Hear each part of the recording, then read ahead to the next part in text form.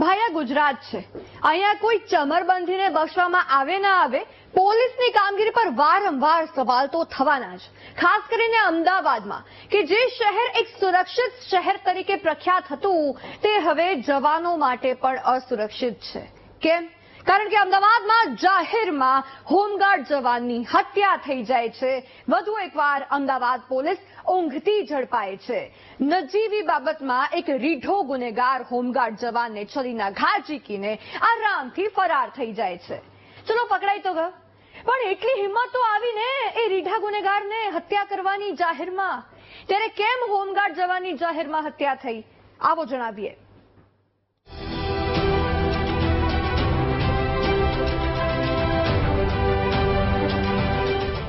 Police પકડમાં તમે જે આરોપી કપલને જોઈ રહ્યા છો તેમને રીઢા ગુનેગાર હોવાનું એટલું અભિમાન છે કે જાહેરમાં એક હોમગાર્ડ જવાનને મોતને ઘાટ ઉતારી દીધો છે, એ પણ નજીવી બાબતમાં. જી હા, આરોપી બદરુદ્દીન શાહ અને નીલમ પ્રજાપતિ બંને લિવિનમાં રહેતા રીઢા ગુનેગારો છે, જેમણે હોમગાર્ડ જવાન કિશન શ્રીમાળીને મોતને ઘાટ ઉતારી દીધો છે.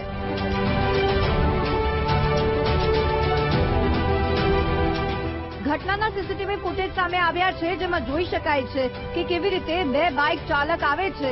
એક વ્યક્તિ બીજા વ્યક્તિ પાસે જાય છે, દાદાગીરી કરે છે અને બાઇક પરથી ઉતારે છે.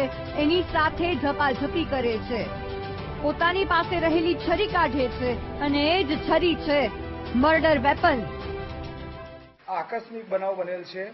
જાવેદ સિગ્નલ સ્ટોર આગળ જ્યારે આ લોકોને જે બોલાચાલી થઈ ત્યારે એને કહે કે તું બહાર આવી જા. તો દિલ્હી દરવાજા પાસે જે ફટાકડા બજાર છે ત્યાં એ લોકો આવી ગયેલા. ત્યાં બોલાચાલીથી ગાળાગાળી કરી, મારામારી કરી. ત્યારબાદ બદરુદ્દીન ઉશ્કેરાઈને જેની પાસે હતી છરી હતી એ છરીના અને પેટના ડાબી બાજુના ભાગે એને ઘા મારી દીધેલ છે. પ્રથમ દ્રષ્ટિએ એવું લાગે કે નજીવી બાબતે બોલાચાલી થઈ અને હત્યા થઈ, પણ તમને એ પણ જણાવીએ કે આ બદરુદ્દીન અને નીલમ બંને રીઢા ગુનેગાર છે અને જેલથી જ બંનેની લવ સ્ટોરી શરૂ થઈ હતી. બદરુદ્દીન વિરુદ્ધ 15 જેટલા ગુનાઓ, નીલમ વિરુદ્ધ પણ 5 ગુનાઓ પોલીસ ચોપડે. બદરુદ્દીન સાબરમતી જેલમાં હતો કેદ. તેની મુલાકાત આરોપી બીજુ સિંધી સાથે થઈ. બીજુ અને નીલમ એકબીજાથી પરિચિત હતા. નીલમ પણ ઘરફોડ ચોરીના ગુનામાં આવી જેલમાં. બંને બહાર નીકળ્યા ત્યારે બીજુએ બદરુદ્દીનને નીલમનું ધ્યાન રાખવા કહ્યું. બદરુદ્દીન નીલમ લિવિનમાં રહેવા લાગ્યા.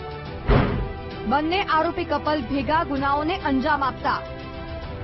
આ તો ફિલ્મો જેવી લવ સ્ટોરી થઈ ગઈ બંનેની. હવે ફરી બંને જ્યાંથી શરૂ થયું હતું બધું ત્યાં જ પહોંચી ગયા, એટલે કે જેલમાં. અને આ વખતે તો હત્યાના ગુનામાં.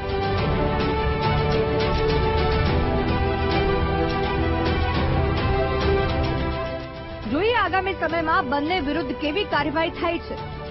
પરંતુ પોલીસની કામગીરીને લઈને અહીંયા સવાલ એ થાય છે કે રસ્તા વચ્ચે હત્યા થઈ ત્યારે અમદાવાદ પોલીસ ક્યાં ઊંઘતી હતી?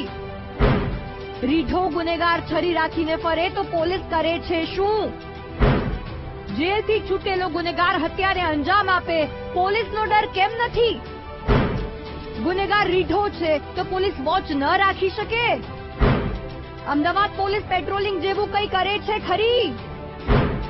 અમદાવાદ પોલીસ રીઢા ગુનેગારોમાં કાયદાનો ડર બેસાડવામાં કેમ નિષ્ફળ? નજીવી બાબતે હવે અમદાવાદમાં હત્યાઓ થશે. અમદાવાદ પોલીસના રાજમાં અમદાવાદ ક્યાં સુધી અસુરક્ષિત? અમદાવાદમાં રક્ષકની પણ હવે જાહેરમાં હત્યા થશે. આ અમદાવાદ છે કે યુપી બિહાર?